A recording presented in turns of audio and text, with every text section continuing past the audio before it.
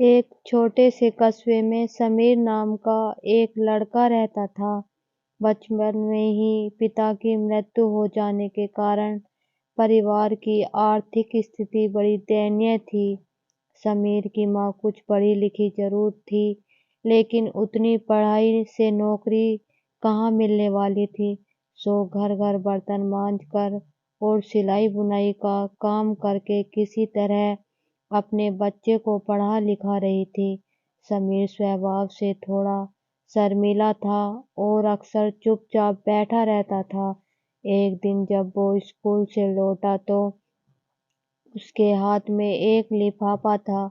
उसने माँ को लिफाफा पकड़ाते हुए कहा, माँ, मास्टर साहब ने तुम्हारे लिए ये चिट्ठी भेजी है। जरा देखो तो इसमें क्या लिखा है। माँ ने मन ही मन चिट्ठी पढ़ी और मुस्कुरा कर बोली, बेटा, इसमें लिखा है कि आपका बेटा काफी होशियार है। इस स्कूल में बाकी बच्चों की तुलना में इसका दिमाग बहुत तेज है और हमारे पास इसे पढ़ाने लायक शिक्षक नहीं है। इसलिए कल से आप इसे किसी और स्कूल में भेजें। यह बात सुनकर समीर को स्कूल न जाने का सकने का दुख तो हुआ, पर साथ ही उसका मन आत्मविश्वास से भर गया कि वो कुछ खास है और उसकी बुद्धि तीव्र है। माँ ने उसका दाखिला एक अन्य स्कूल में करा दिया। समय बीतने लगा। समीर ने खूब मेहनत से पढ़ाई की। आगे चलकर उसने सिविल सर्विस से परीक्षा भी पास की और आईएएस ऑफिसर बन गया। समीर की माँ अब बूढ़ी हो चुकी थी और कई दिनों से बीमार भी चल रही थी और एक दिन अचानक उनकी मृत्यु हो गई। समीर के लिए ये बहुत बड़ा आघात था। वह बिलख बिलख कर रो पड़ा। उसे समझ नहीं आ रहा था कि अब अपनी माँ के बिना वो कैसे जिएगा।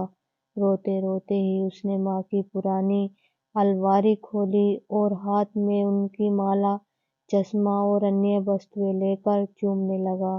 उस अलमारी में समीर के पुराने खिलौने और बचपन के कपड़े तक संभाल कर रखे हुए थे।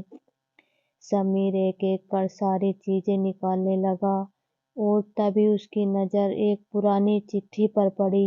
दरअसल ये वही चिट्ठी थी जो मास्टर साहब ने उसे 18 साल पहले दी थी। नम आंखों से समीर उसे पढ़ने लगा।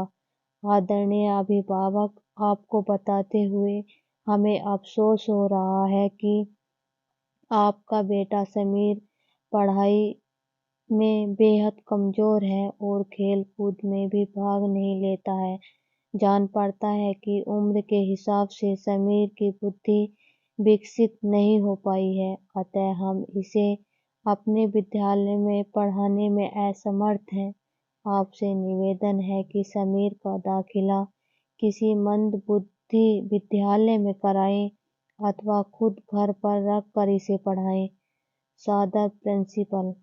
समीर जानता था कि भले अब उसकी माँ इस दुनिया में नहीं रही, पर वो जहाँ भी रहे उनकी ममता, उनका आशीर्वाद सदा उस पर बना रहेगा। माँ से बढ़कर त्याग और तपस्या की मूरत भला और कौन हो सकता है। हम पढ़ लिख ले, बड़े होकर कुछ बन जाएं, इसके लिए वो चुपचाप न जाने कितनी कुर्बानियाँ देती हैं। अपनी ज़रूरतें मार कर हमारे शौक पूरा करती हैं। यहाँ तक कि संतान बुरा व्यवहार करे तो भी माँ उसका भला ही सोचती है। सचमुच माँ जैसा कोई नहीं हो सकता। दोस्तों, अगर आपको मेरी ये कहानी पसंद आए तो लाइक करें और चैनल को सब्सक्राइब करें। राधे राधे।